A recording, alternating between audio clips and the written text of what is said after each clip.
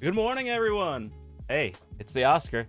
We're taking a look at the new, just announced M-VII-Y Battle Pass Far Cry special that starts July 16th, next week, next Thursday. Be prepared. Be prepared to grind if you want this tank. But we're going to take a look at the tank. We're going to take a look at the rewards. We're not going to watch the video because unless you're into Far Cry, it's pretty much just setting the scene for the tank itself. The tank visually looks really good. If you like Far Cry and are interested in the crew members, awesome. I didn't play any of the newer Far Cries since I think 3. They're okay games, just not my cup of tea. I think visually the style looks very good. It's not over the top.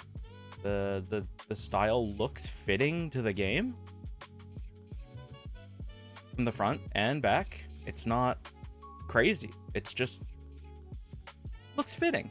Yeah, looks like a lot of the stuff, I mean, aside from the weird speaker thing, but a lot of the stuff you'd probably find in a war setting on a tank. It's placed in the jungle. It looks great. No problems there. We're gonna look at the Battle Pass rewards first before we dive into my opinion of the upcoming tank. So right off at the top, right, you see that big old monstrous thing right there. That's probably going to be a lot of people's negative opinion on this tank. And they're going to base a lot of their opinion off having a cupola. But a cupola isn't always bad. It's more of a blessing and a curse because, well, yes, it's easy to pen. Yes, it sticks up much higher than your gun, and if you're trying to peek a ridgeline, it can be incredibly frustrating to fight on a ridgeline. But it also raises your spotting point. And having 3 mark the 59 patent, I know how important it is to have a high spotting point at times. You can expose very little of your tank and get pretty incredible vision. This thing actually does have decent vision when it's kitted out. But we're going to look at the base stats. We're going to look at the kitted out stats of my suggested build for this tank. And then we'll go over my opinion. So the rewards you can get for doing this, you get the base rewards, the improved rewards, just like all the battle passes. 40 stages. You can get crew members. You can get 2D styles. You can get decals. Everybody loves decals. Bounty equipment, 1 item, just like every battle pass special. You can get 800 bonds in the standard path, 700,000 credits. 4 days of premium account, 20 directives to select from, and 10 personal reserves. For the improved rewards, which is what's going to net you the tank, you do have to buy it in order to get the tank if you grind this out. So it's probably 3,500 gold like normal, but we'll see when it actually comes out. For the improved pass, you do get the M-VII-Y, the Twisting Pass 3D style for the tank. It looks like it is a separate 3D style, so if you don't like it, you could take it off, which is nice that they do that, rather than making it a fixed skin premium tank. I've got quite a few of those in my garage. I wish I could take that style off. Crab Rangoon inscriptions. I only want to see what that is. Wait, maybe in here. Hold on. Enjoy the Crab Rangoon. I probably might put that on a couple tanks. That's like actually kind of hilarious. And then some more decals, 12,000 free XP, 4 universal guides, which would be great for training a new crew. If you don't have a T110E5 crew, this would be a really great T110E5 crew trainer. We'll talk about that in a minute. 400,000 more credits, 12 days of WAT premium account, 24 universal blueprint fragments, which if you already have all the tanks like I do, you could use those towards maybe an upcoming assembly shop. I'm holding my breath here, Wargaming.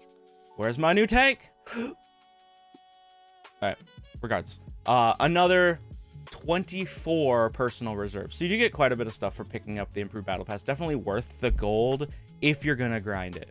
I would suggest grinding it over the time frame that it's available as far as you can. And if you get close, consider spending a little bit of gold to get the rest of the way. You do have 11 days to grind this. 40 battle pass stages over 11 days isn't too bad. It's like 3.7 or something or other, if my math is correct, stages a day, which you can honestly do with just doing the daily missions and then playing a little extra. If you play the game regularly, you're gonna complete it. that's pretty easy peasy. Just make sure you pause your existing battle pass. If you're still working on the regular battle pass season, pause it and start this one as soon as it drops if you want the best chance of getting it completed. All right, let's take a look at the tank stats. So there's going to be Twitch drops as always, and special missions as always, and extra bundles as always if you want more crew members. Yeah, everybody knows that. All right. Keep in mind, tanks.gg is not updated with the most recent super test stats for the M-VII-Y. The M-VII-Y was buffed. It gained an additional 150 tank HP. So instead of 1850, it's actually 2000. It also, and this is amazing, right? This is amazing. Gained, instead of a 53 millimeter HE pen shell, it's 150 millimeter HE pen shell, which is pretty monstrous. If you've ever played the SPHT, the SPHT, the other tier 9 American heavy premium, you know, one of the best credit makers at tier 9, pretty big deal. That's gonna make this thing feel a lot like, well, an armored, less mobile SPHT, SPHT. Aim time was also buffed from 1.92. You ready for this? You ready for this? To 1.63. So it's getting like, I don't know what that is, but that's actually a pretty big buff. That is going to drop it down. And when I get this kitted out, you're going to see how quickly it aims already, and let alone dropping another 0.3 off of that. It's only going to make this gun feel very, very aimed in a lot of the time. All right, without further ado, let's go through the stats. BPM's not too bad base. 2500 base, 2580 base is pretty solid. 400 alpha, I believe it's 120 mil. 258 standard pen's great. A little lacking on the heat pen, 315, but it's completely workable. Completely workable. That is a-okay. You can pen all the tier 10s in this game and all the tier 11s as long as you hit their weak points with 315 heat pen. No problems. Reload time, 9.3 a second base. Sorry, 9.3 seconds base. Rate of fire, 6 rounds a minute. Aim time, really good already before the buff at 1.92, 1.63 after the buff. 0.35 dispersion, not super great base, but we can adjust that. Pretty decent soft stats on when turning the turret on the move. Plenty of ammo. 40 rounds is plenty enough to have multiple of whatever you want, whatever you need. If you're a super try hard and want all heat, by all means take 40 or 30 heat and 10 HE, or 25 heat, 15 HE, or do a combination of the mix if you actually want to make money in this tank. Top speed 40. It is a bit sluggish. 16 power to weight. It is going to feel a bit sluggish, but we might be able to adjust that. 18 reverse speed is pretty good, actually. That's pretty good for a heavy tank. As you can see, it's going to suffer here on soft terrain. That's a problem. You're going to notice that pretty heavily, that soft terrain moving around. I recommend you get off-road driving on this tank pretty much as soon as possible. That's going to help a lot with your mobility, and that's going to give you a lot of functionality, especially working on soft terrain, to use those HE shells and get really good flanking shots. Good gun elevation, 20. Good gun depression, 10. 10 degrees is great. Gun depression. Fully traversable turret. Perfect. Before we get into the armor model, we're going to go 2000 health. It's a chunky boy at 43k. 390 base view range. Not the best, not the worst, but you'll get max view range with a good crew. Now let's look at the 3D model, right? Let's look at the armor model. As you can see right off at the start, right? We got the cupola at 169 millimeters. 169 millimeters is good because at least you're not going to get bullied by HE shots. People slamming HE shots into it aren't going to pen it unless they get like a side profile or a rear profile. But honestly, if they get a side profile, they might, depending on the tank, be able to pen you with HE in the side of the turret if they're higher caliber, or the side of the tank. But let's look at the live view. Yeah, it's not actually that bad, really. This is against a 258 pen, what most tier 10s have as standard ammo for around 250 to 250, 270 standard ammo.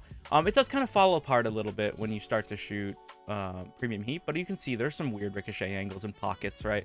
To where it's not just a free shot. You just want to be careful about people getting below you and shooting up into the underside of your turret.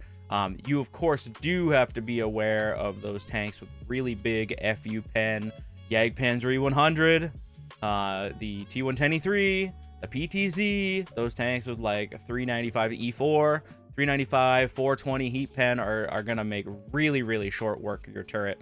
I mean, even at the thickets, it's around 350 to some of the crazier angles on the side, but like for the turret face, it's between 310 and 330. So against higher tier, this thing could feel pretty frustrating to play with people just spamming premium rounds, shooting you in the face of the turret, but it's not going to be a guaranteed pen. They might be around a 50-50, or a larger caliber tank might go right through. So just be aware of what you're fighting. The cupola is a problem, though. A lot of people are going to find that frustrating, especially lower skilled players, but I think personally, if you treat this a lot like a T110E5, even though the T110E5's cupola is a bit more rugged, and you play and rock your tank back and forth to turn your turret, you are moving, right? This thing has great shots on the move. It is pretty incredible accuracy. If you're moving, if you're rocking back and forth, and kind of like an angle at this, moving your cupola left and right and left and right, left and right, sure, the really skilled players are probably going to be able to still snap it, but some of the lesser skilled players are going to whiff that shot and miss the timing on it. And it's all about making that cupola really difficult to hit. Can it side scrape? It can, kind of. So let me open up my calculator. I don't know if I can see that. No, that's not gonna show me. All right, so you kind of can. The problem is, if you're trying to side scrape, let me just get the turret at the right angle here. If you're trying to side scrape, perfect. What you're gonna run into, and I mean, this is close enough. One, if you side scrape off the side with the cupola, it's a giant fucking target to hit. Nobody's gonna have a problem hitting that if you're trying to side scrape. The other problem is the way that this upper plate is designed is it's kind of bowed, which works really well when you use its 10 degrees of gun depression. But when anybody's familiar with the 279E, if you try and reverse side scrape, or an IS-7 with a semi pike. And I don't want to call this a pike, but the upper plate is kind of bowed like that. It flattens out this whole area, and in order for them to in order for you to shoot them, you gotta kind of be exposing this, because your gun is dead cent in the middle of that very fat turret. So not really a tank I would recommend side scraping in, but you can get some great bounces. You can try and feed the shots. It does have the normal weak point for things that have really large turrets, so that's something to keep in mind when both fighting it or playing it yourself.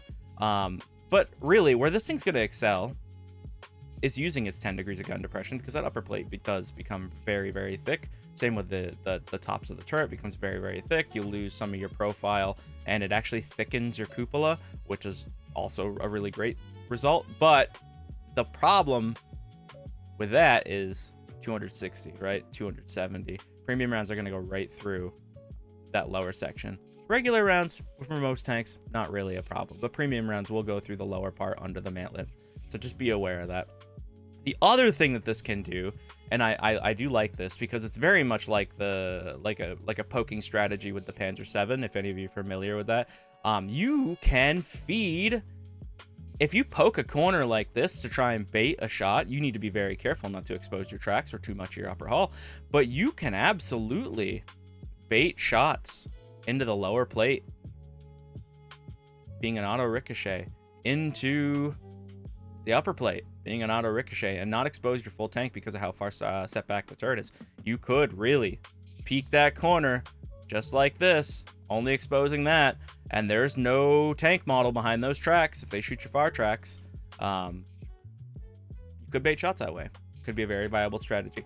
Keep in mind, when this thing's sideways, that's a huge side profile of a lot of green. No shot traps, no nothing. Pretty thin armor. It's just something to be aware of. This is a Yo tank, and it's got a very big profile. Let's take a look at my kitted version of this, in my opinion, how I'm going to play this tank. All right, we've got it fully field modded. We're going to do the all-terrain suspension. If you don't know, run all-terrain suspension on every tank that can take all-terrain suspension.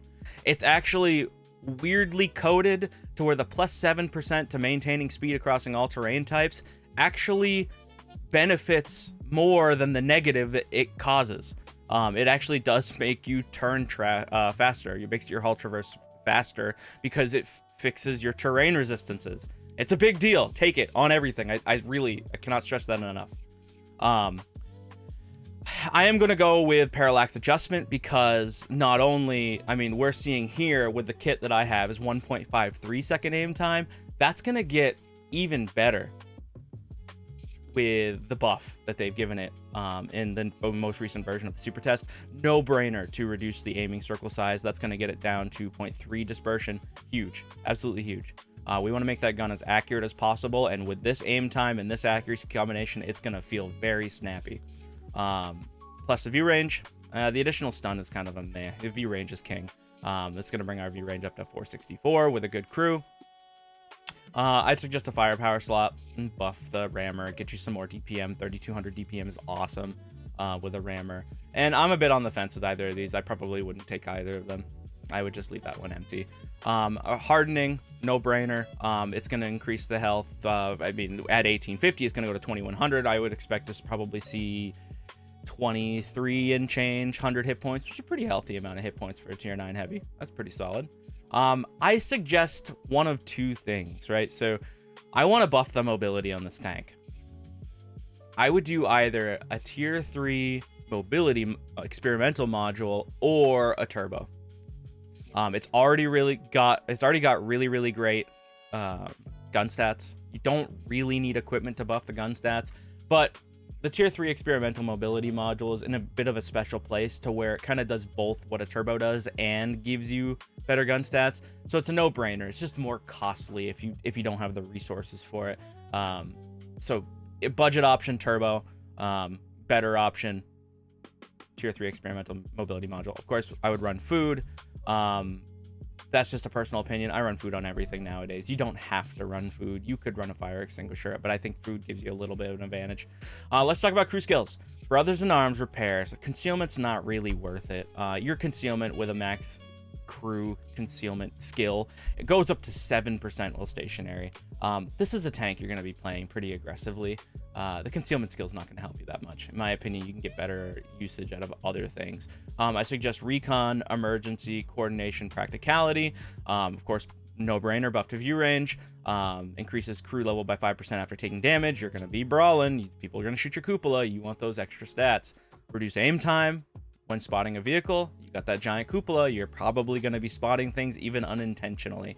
In practicality, this is just kind of you could do whatever you want for the last skill. If you want sound detection or practicality, I think practicality is a little bit better since you lose all your sound and artillery shoots at you anyways. Snapshot, no brainer. Deadeye for increased module damage, no brainer. Great for tracking things. Quick aiming, absolutely still no brainer. Buff to gun stats. Armor reduces RNG and buff to gun stats.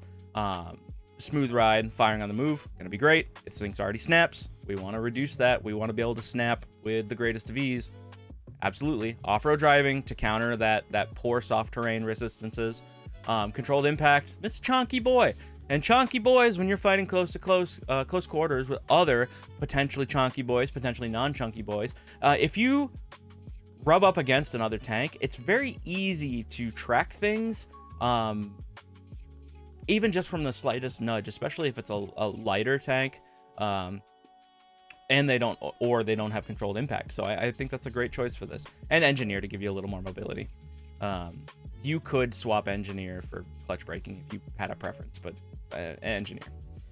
Safe stowage to bolster your ammo rack a little bit. Intuition, absolutely need intuition on this tank. Those HE shells can be monstrous in the right situation, and that can really change your game from being an okay game to a really, really great game with some well-placed HE shells and some knowledge of thin armor plates. 150 is pretty workable for HE pen. That's pretty good. Perfect charge, increase the shell velocity. Why not? You could go with close combat instead of perfect charge. I just think perfect charge is a bit better. Close combat's super situational. 50 meters is very, very close. Ammo tuning. Increases minimum penetration? Absolutely. Yeah, we want to do everything we can to mitigate the RNG. That's a huge part of playing this game. It's mitigating RNG. That's why we have crew skills. That's why we have things that buff our stats. It's mitigating RNG. Situational awareness, increased view range, no-brainer. Side by side, you're going to be playing this with other heavies. Kind of a no-brainer. And then you could technically swap that. You could swap firefighting for comms expert if you're running a fire extinguisher. But I think this is a superior setup, running firefighting and then running food. You get a better benefit of that. Communications expert is a bit situational. You're probably going to go through a good portion of that game without that active, whereas food is active from the start. That's sort of my opinion of it, man. I think this thing overall, like if I had to compare this to a tank, it's kind of a weird one. I think this thing is going to be very similar to the SPHT, and I really thank a friend of mine, Vader, for pointing that out to me, and especially with the HE change. I think it's going to be very similar to the SPHT with the aspect of it's reasonably mobile with the improved mobility module. It's going to be slower than the SPHT. It's going to have less DPM than the SPHT, but it's going to kind of fulfill the same role, but be a little bit more in-your-face aggressive, aside from the cupola weak point. But the SPHT has a cupola weak point too. I think this thing's going to be solid. Pretty excited for this. I like these thought-provoking tanks with multiple viable shells. It's not just blanket load heat or load APCR because your standard round's APCR, your premium round is APCR, but the premium round APCR is just straight up better, and there's no reason to shoot the standard one unless you for some reason want to make money. But like, I think this is great. This is a awesome tank. This is going to be a really, really great crew trainer for the T125, and I think this thing's going to make credits. It's going to print credits, especially with those HE shells, depending on the cost of shells, really. That is kind of a... We don't have that yet. I don't have that yet. But I'm pretty excited for this. It's a good-looking tank. It's a big tank. I like heavies. Enjoy that. Let me know what you think of it. You think you're going to pick this up? Is it worth a grind? I don't know, man. I'm stoked. But I appreciate you sticking with me to the end in my first ever tank review of a new and upcoming tank. And I do hope you all have a really, really awesome afternoon. Please like, subscribe, hit the bell if you enjoyed this. We do tank replay showcases. We do all the fun things. We do platooning. We stream. If you want to come play with the Oscar or the Oscar's friends and the Oscar, come join the Discord. I'll put the link down below. That's also where you can send me replay showcases if you want to get featured in one of the YouTube videos. Yeah. See y'all in the next one.